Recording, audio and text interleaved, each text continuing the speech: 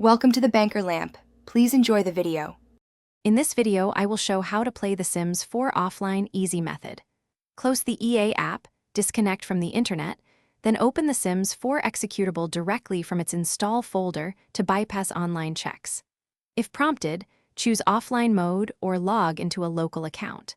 Ensure game is updated before going offline and backup saves to prevent data loss. Launch and enjoy single-player gameplay without interruptions. First, prepare your files and settings so offline play goes smoothly. Back up the documents /electronic arts /The Sims 4 folder to a safe location and confirm saves load correctly before disconnecting. Remove cloud sync options in EA app and disable mods that require online validation. Keep your game updated while online, then test a short session offline to confirm functionality and mod compatibility before committing to extended play sessions. Quick recommendation: if you like gaming tips, please subscribe and like this video to support more content.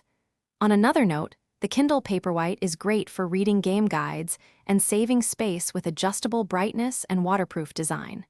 Please also check the description for the product link and other deals so you can grab one if interested. Thanks for watching this short ad. Now let's get back to the video. In case of errors, check permissions and run the game as administrator.